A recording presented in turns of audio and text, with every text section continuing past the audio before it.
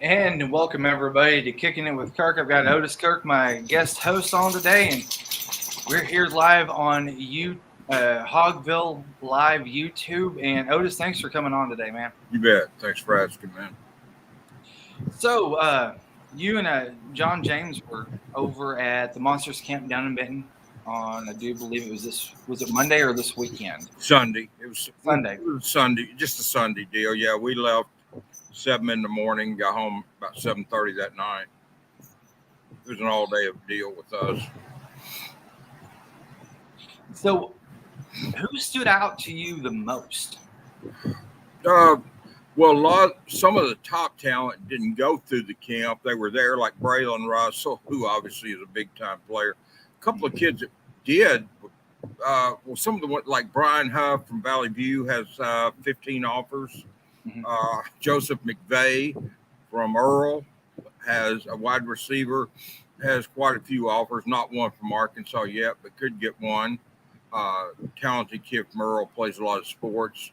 Braylon Russell did not go through it, and a couple other kids over. Jordan Walker, quarterback for Bryant, was impressive. He did go through the camp. Man, it was there was a lot of kids there, and I liked what I saw. It's always a good camp. A few years ago, that's where I first saw Nico DeVille, Andrew Chamley, J.J. Hollingsworth. There was a bunch of kids at that one too in Maumelle a couple of years ago, and then Courtney Crutchfield. I saw him at one of their events 2 years ago. Raved about him, thought he was awesome. That was a 7-on-7 though, not a combine. But yeah, I've seen a lot of talent at these guys' events that they put on 7-on-7 or the Monster Camp, and it's always at the top of my list of favorites to do each year that they have it and I get invited. Well, I've got a standing invitation. I shouldn't say get invited. Those guys have told me if they've got something going on, I'm welcome. So, and that makes me feel good. And that's what's so nice about having access like that to go down to the central part of the state. There is just a huge bed of talent down there. Yeah. That keeps producing each year over the last God knows how long now. Well, Bryant, not just the quarterback, but they had a receiver out there that I wrote about this morning on Hogville Pig Trail Nation. 6'3" freshman. He's going to be a sophomore this fall, but he's 6'3" wide receiver freshman, 177. Already got an offer to Marshall. Just moved here about a year ago from South Bend, Indiana, Notre Dame country. But Bryant, I mean, I talked about Benton, with Braylon Russell. They've got others too. I mean, there's a lot of talent. And thing of it is, there were some kids from Elkins, Farmington, Rogers. Yeah. I don't know if there was a Shiloh kid there or not, but I know there was some Farmington, Elkins, Rogers, maybe some other kids from this area. I know those schools were represented there as well. So, and like I said, Earl from the eastern part of the state, kid from Lakeside down in Lake Village. Not Hot Springs Lakeside, but Lake Village, Lakeside linebacker. That I wrote about this morning too. So I mean, this kid's got offers.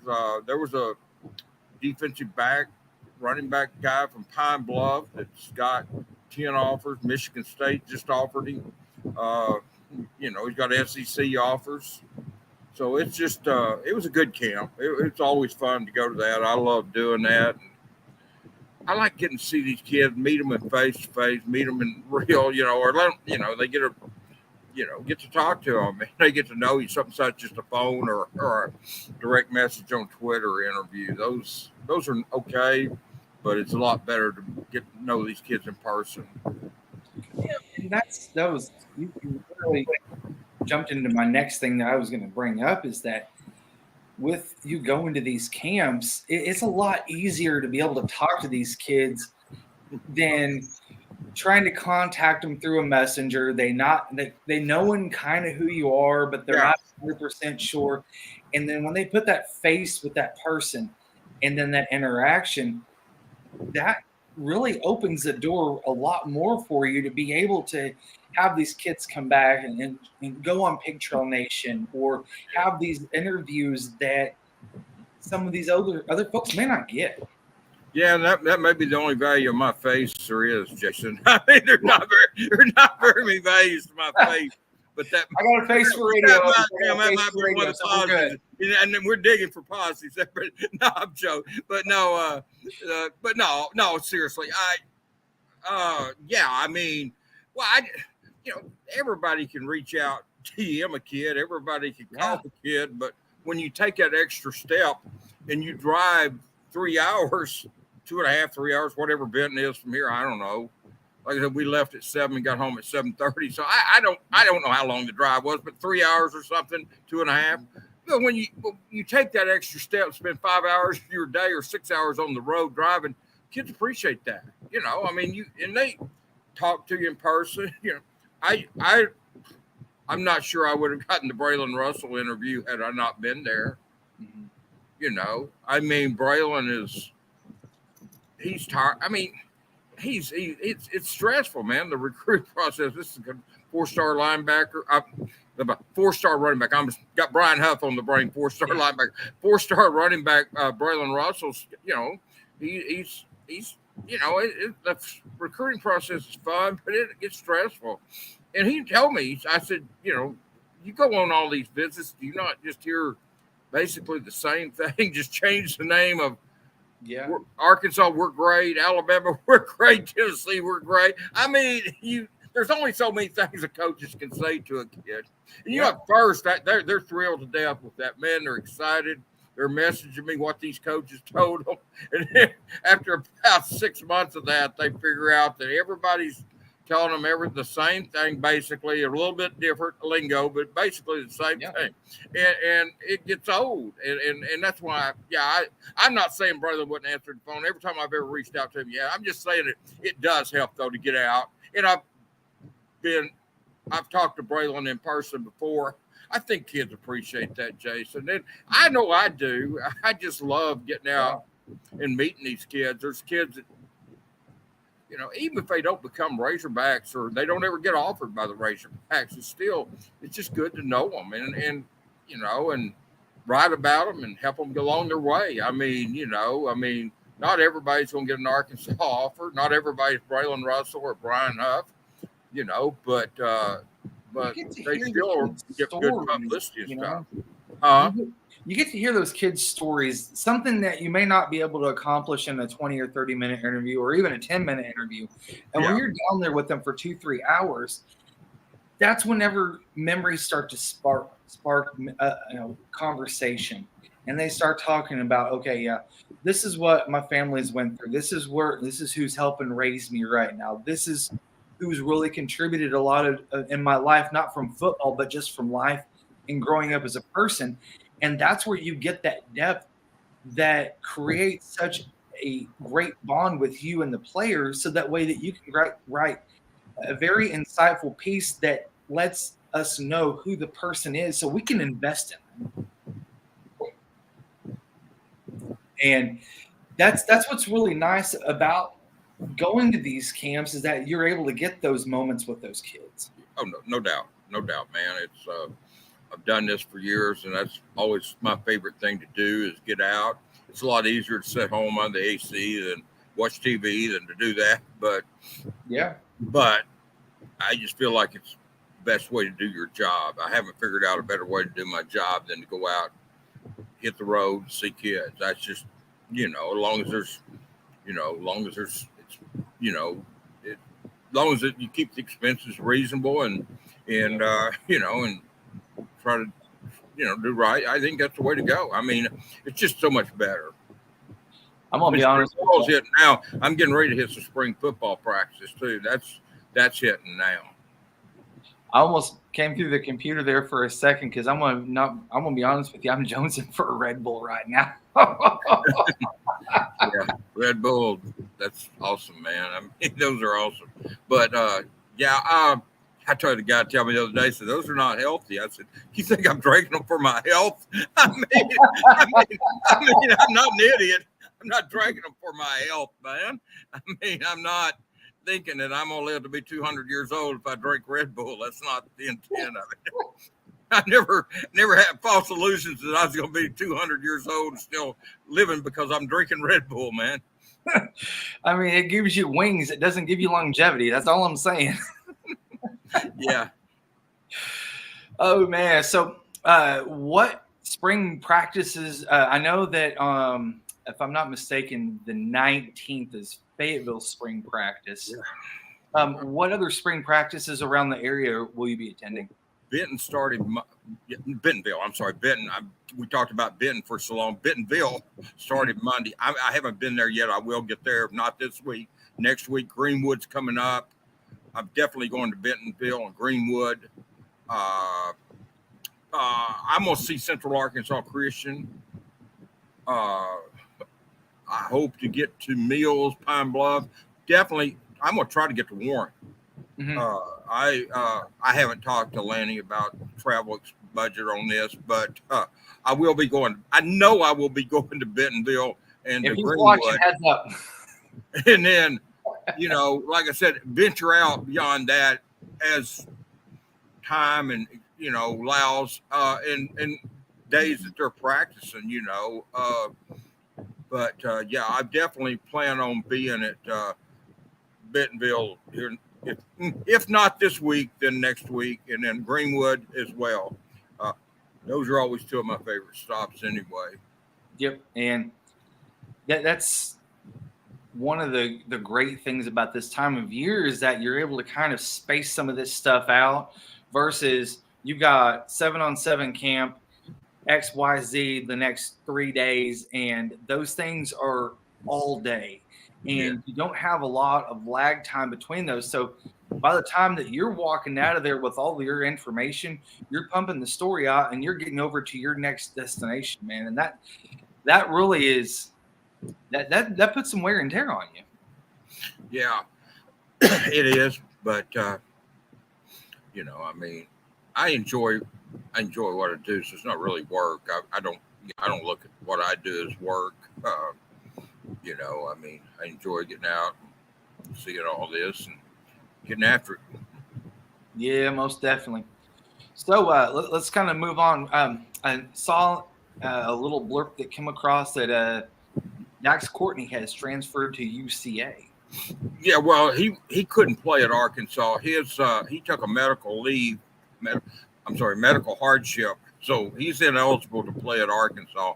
When he got healthy to play and decided he wanted to try to play again with his knees and everything, he had to transfer somewhere else to play because once you take a medical hardship, you're ineligible to come back to that school and play. Long time ago, probably you might not even been born. Michael Castleberry came over from OU, a linebacker, because he took a hardship at OU and then got healthier and then came here to play. And there's probably others, but that's one.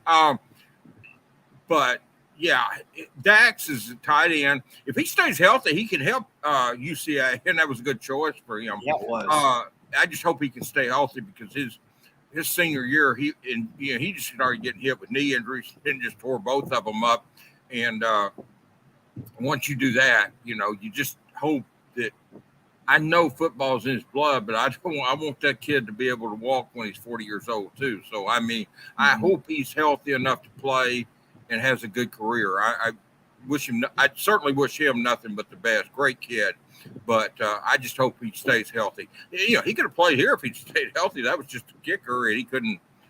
Knees just wouldn't let him. His senior year at Clarendon was just ravished with knee injuries and stuff, and so we'll see how it works out for him there. Hopefully he rewrites the story and it has a great happy ending instead of a medical hardship ending like it did here. He's an incredible guy. We got to talk to him after he announced that he was going to play football, and he was very, very hopeful. He sounded excited, and that's what you want to hear from somebody. I mean, you look at Arkansas, there's been a couple of wide receivers in the past. You look at Anthony Lucas, he had knee troubles and caused him to retire from football whenever he was with the Cowboys. You looked at Greg Childs, he had knee problems as well. And those things, whenever you have both knees, that's when you start to think, okay, is my time getting close? But with him being at that age that he's at, he still has a little bit of leeway there, and I really hope the best for Hopefully him. so, man. Hopefully so. I mean, those knee injuries don't define age. I mean, they hit everybody. So, Dominic Johnson's fighting the same thing here at Arkansas. I mean, there's been a bunch of them, but just when you start having, Cade Renfro has fought that. I don't remember if Cade had both knees. I know one of them and did it again. Dominic, I'm pretty sure, had both knees. Dax had both knees. So, yeah, I hope I'm not giving bad information on those guys. But I just know that guys like Dax, Courtney, Dominic Johnson, Cade Renfro have really fought these knee injuries. And, everybody, all three of them are still trying to play. So hopefully it works out. Like I said, I love happy endings, stuff like that, not medical hardships or them being carted off the field with another knee injury or helped off the field. I don't like that ending, and I hope none of these kids, that's the way it ends for any of them. Yeah, and that's the thing too, is that whenever you see these, these players and they have these injuries, and you see so many, I wouldn't say bad endings, but tragic endings, and you just hope that they're able to be people and not have problems with arthritis and knee replacement, hip replacements. That's why I said I hope they're able to walk at 40. I mean, I hope Dax is able to walk at 40. I'm serious. I mean, I that stuff gets to you, man. After a while, your body's not made for that, and so hopefully, yeah. That's why I said earlier, I hope Dax is able to walk at 40. I don't want him to keep having this because eventually it will catch up to you. I mean, yeah. Let's just medical. Aging and medical problems are undefeated, man. I mean, they're as sure as the days goes old. I can tell you, man. I tried to die at the Cincinnati game last year, so I know the day of the Cincinnati game or that weekend. So, yeah, it happens, man. I mean, it's just but well, let's move forward. We saw we had transfer commit to Arkansas from North Texas, tight end. I forgot his first name. Marquise Gums. Yeah, and he's already decommitted. And decommitted all of a sudden. I mean, he seen that he came into the class, understood that where his spot in the pecking order is with how talented that tight end group was, and made him kind of reassess things.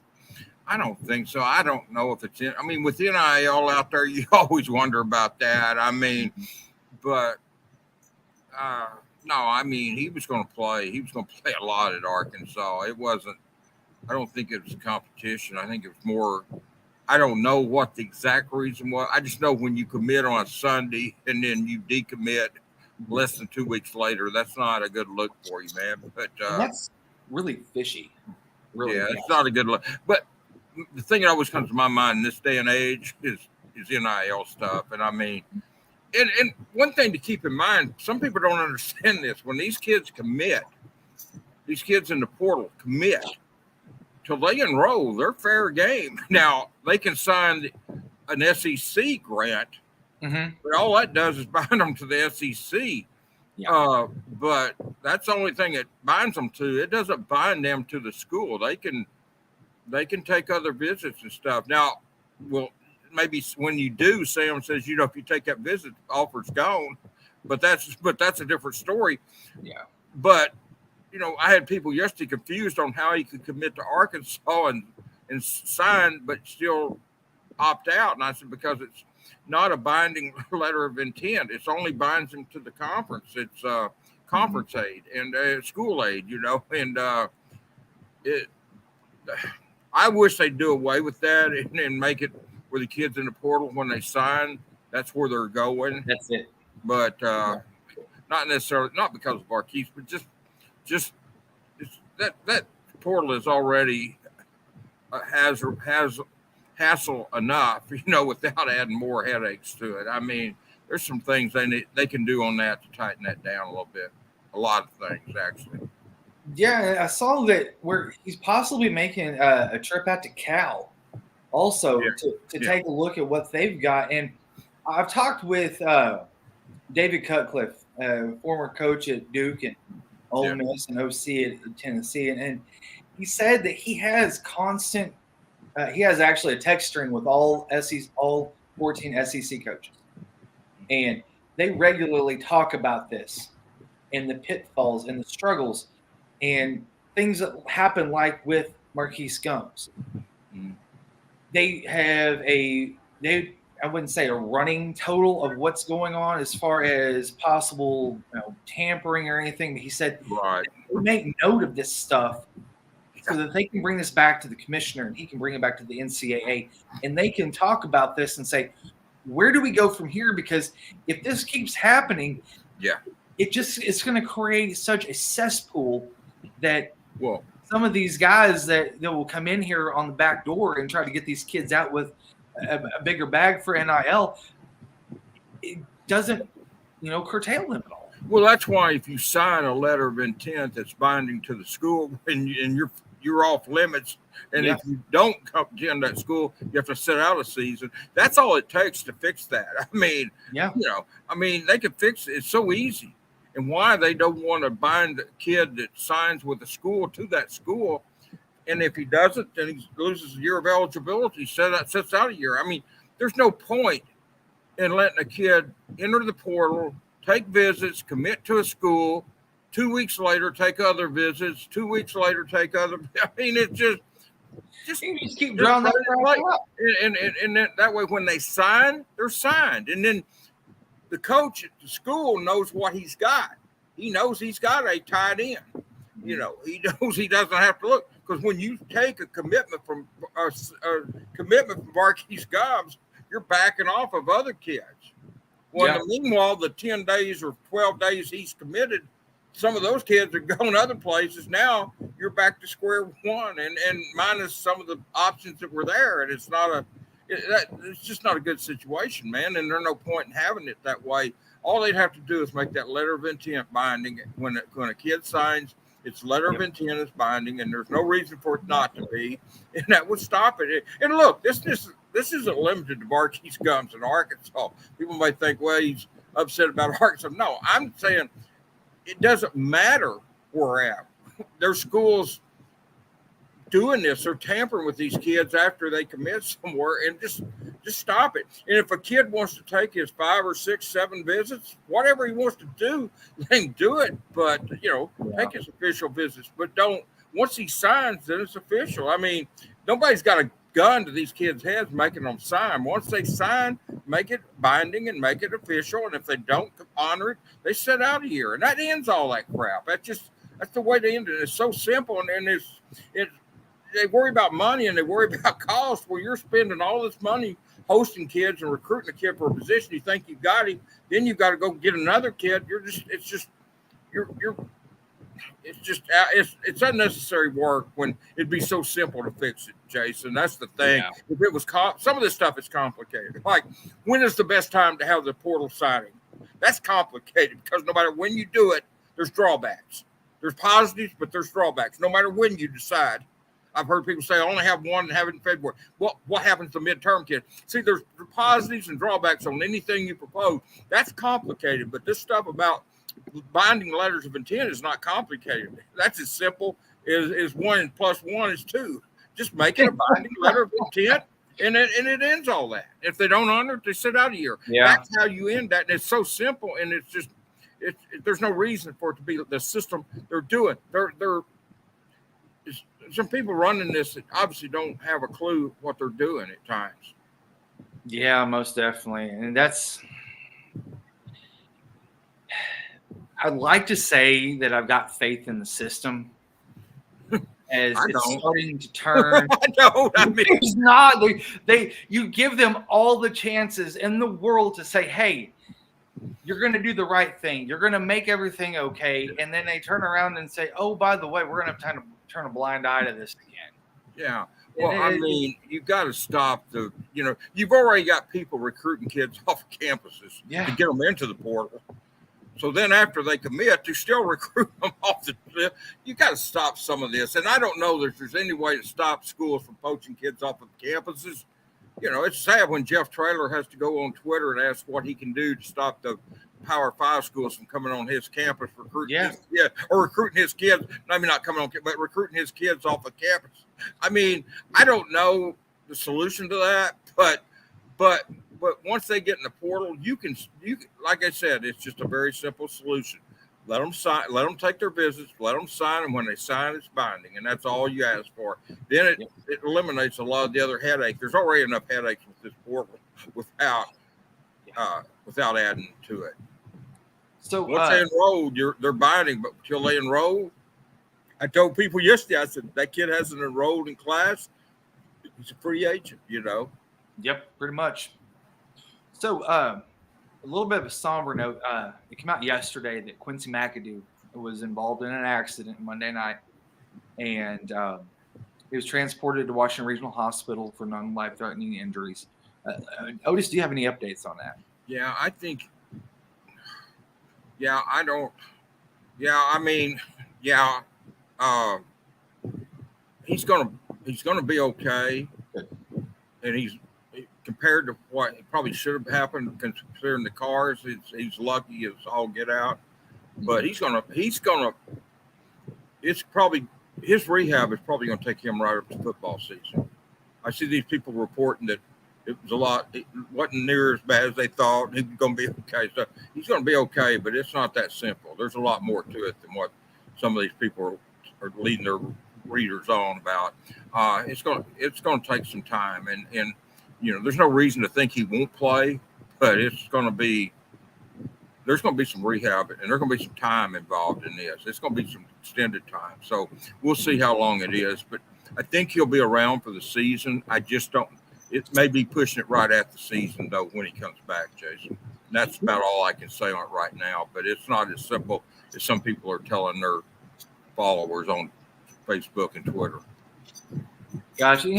Looking back, I was listening to Tommy and Ty and Chuck this morning a little bit, and I was trying to do some math because I was at the softball game Monday night and drove on 49 home, and I heard the mile marker that the wreck happened at, which was mile marker 35. And you look at it, our Rogers is 85, Johnson 69, Fayetteville 60. Wasn't it by the Bobby Hopper Tunnel, though? By the Bobby Hopper Tunnel. Now, you and I both traveled that stretch between Fayetteville and Fort Smith a million times. Yeah. You're looking at ravines. You're looking at huge drop-offs. You're looking at trees, boulders, God knows what. And for this to happen where it happened, it was a miracle. Yeah. And, when I'm coming back from a high school game in North Little Rock one day on a Saturday, I saw a van turn over in the ditch there on 49, just north of Alma on 49, and it burned up. And there was people screaming and crying by the van, and it on fire there in the ditch. So yeah, I mean, there's wrecks down there. I drove up on that one. Actually been to see Traylon Burks play, and Marcus Miller.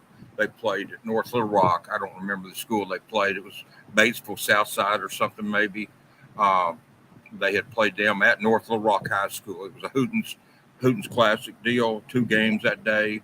There was Boxside, I believe it was, played somebody else first. And when Darrell Patton was the coach at Boxside, they played somebody first, and then Batesville, I believe it was Batesville Southside played Warren, maybe, but whoever Warren played, and I was coming back, and that wreck happened. Yeah, that's not a good place, man. I mean, that place is.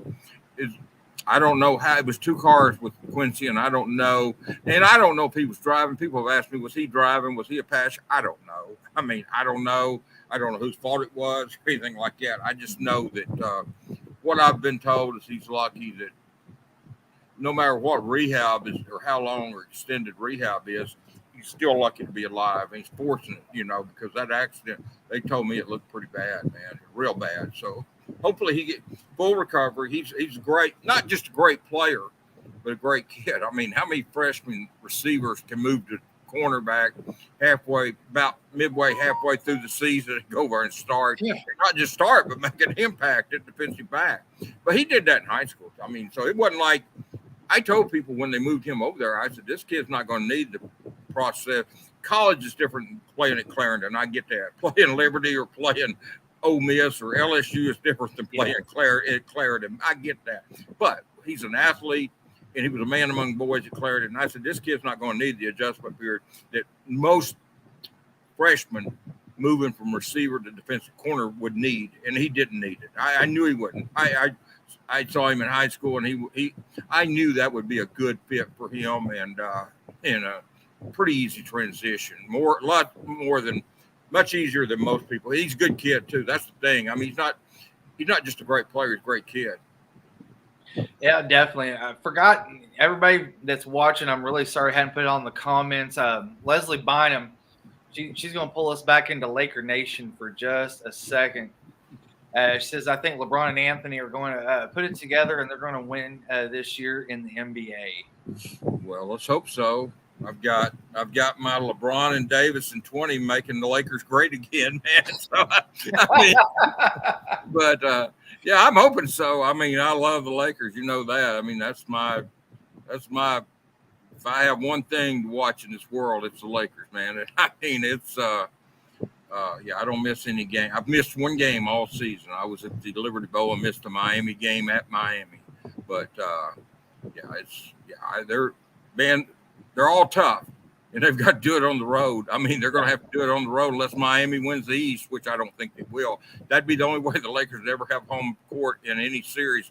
But if you win the first game at Memphis, you win the first game at Golden State, you've taken back the home court. So now we got to take care of business the rest of the way. So, but yeah, I hope you're right, Leslie. It'll make this old man happy if that's the case.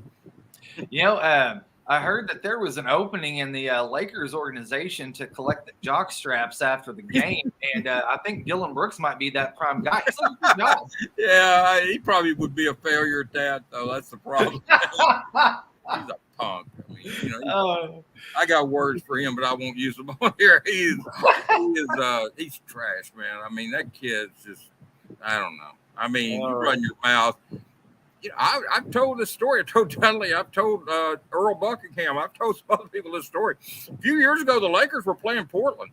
Yeah. And there was a reserve at the end of the third quarter. He was in for – somebody had 4 fouls or something like that, and the coach didn't want that player to get their 5th foul, and the Lakers had a reserve in there. Well, Damian Lillard had not done anything through 3 quarters, and this player reserve mouthed off to Damian. He came out in the 4th quarter and outscored the Lakers by himself. I mean, you don't provoke somebody like that, like LeBron and Damian Lillard. And it's crazy, man. You hurt your whole – you kill your – that was my deal. And, hey, I said it before it came – Memphis realized they recognized – I mean, they agreed with me. I mean, people argue with me, these Memphis fans, that I was wrong, but Memphis comes out and says we had self-inflicted, issues. You hurt your whole team when you do that. The clown that mouthed off to Damian Lillard hurt the whole team, man. You can't do that. It doesn't. You got. If you can't back it up, even if you can back it up, keep your mouth shut. But if you can't back it up, for sure, keep your mouth shut, man. You can call poking a bear all you want, but the bears can bite you, man, and they can bite you and hurt. You know. I'll be honest with you. That is the fastest way to wind up in Lithuania. Yeah, good way to end up in China playing somewhere next year in Europe somewhere. Because I mean, I'm telling you, man, Dylan Brooks is not good enough to be doing that kind of trash talking. And basketball gods have a way of working themselves out. When he said he needed 40, he got 40 in the last game, 125 to 85, and that was his last game with the Lakers. I mean, with Grizzlies. So he got his 40 right there, 125 to 85. Wasn't LeBron, but he got his 40 anyway.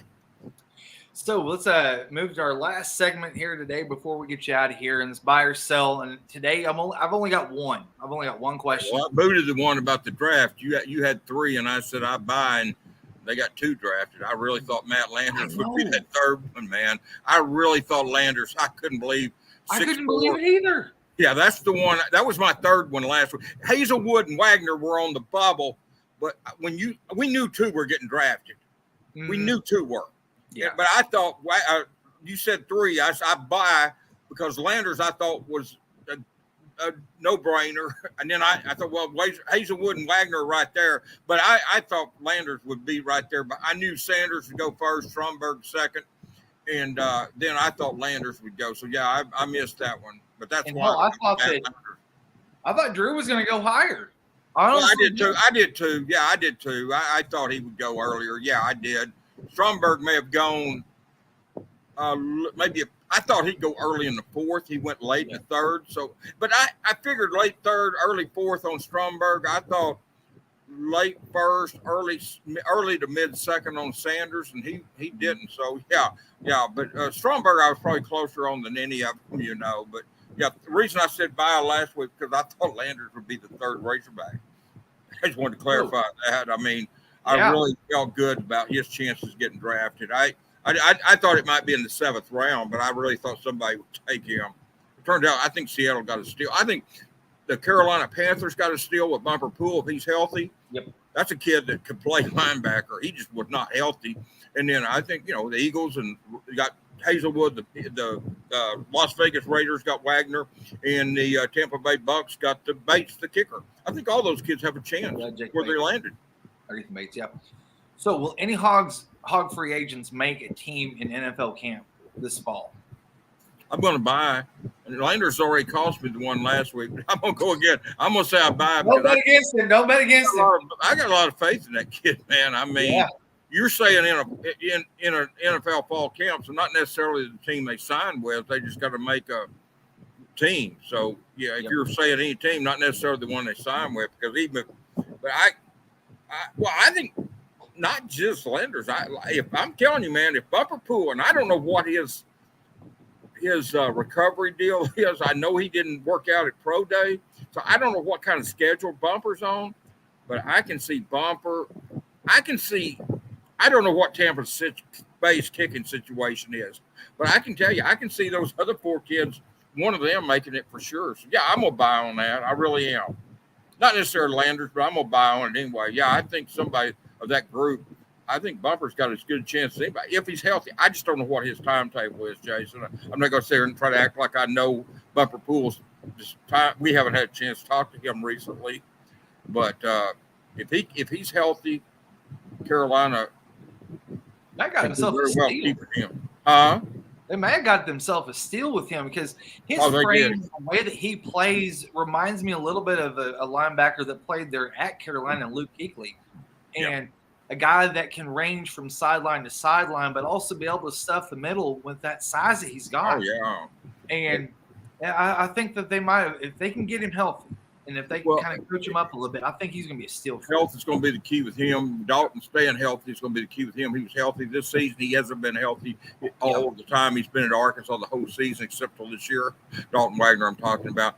But, I don't know what Tampa's kicking situation is, but if they need a kickoff guy, all I know, that kid put it in now. I thought Vito Calvaruso was unbelievable. And he leaves, and they go get Jake Bates, and he didn't miss a beat. And so it's incredible because I've covered this long enough to know it wasn't that many years ago when we asked the coaches about not being able to kick at the end zone. And now all of a sudden with Scott Fountain, I heard people criticize Scott Fountain. All I know is, oh my gosh, I know that dude's got guys kicking it in the end zone and out of it every time nearly.